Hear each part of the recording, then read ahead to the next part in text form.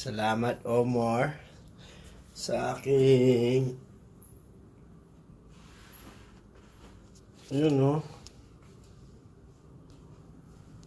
sa aking bagong shorts. Kalmado, syempre, at banayad. Salamat sa aking hoodie. Straight from High Minds, where you can pick up the Sunugan Bad Blood March 9 tickets, of course, for 500 pesos for pre-sale. Tayo muna, lagyan ko muna ito ng stickers. Gaya ng sinabi ko, pag napuno ang pintong ito, ibig sabihin, puno na ang Araneta Coliseum.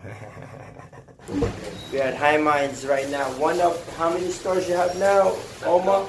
Tatlo na. Isa sa Guadalupe, isa sa Malate. Ito sa Cubao. Along EDSA lang po sa Cubao.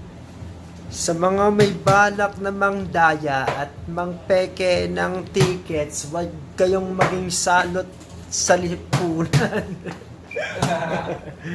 Huwag kayong salot dito sa... Yan. Pakinig nyo, tinatataka namin yan. Dito ako sa Medicina Cubao, where you can also get the tickets, man. Alright? Dito sa Cubao Expo, Medicina, Barangay Tibay. You already know. Pick up them tickets here. Yung mga malapit dyan, okay? Your markings gotta match the numbers. If it don't match the numbers and you come in the front desk with that bullshit ticket, we're gonna get you fucking arrested, alright? Don't even fucking try it.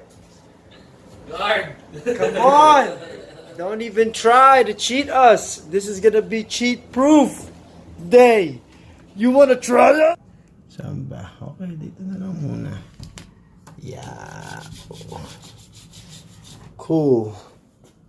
Isa pa. May isa pa. Saan kaya ito ilalagay?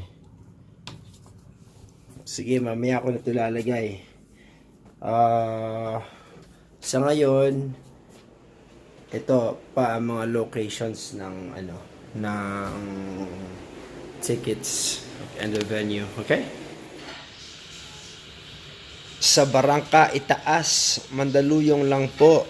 Malapit lang sa kanto ng Kayumanggi Street. Homies Barbershop. Pick it up.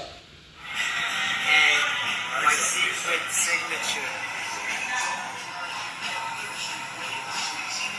We right here, dropping off tickets.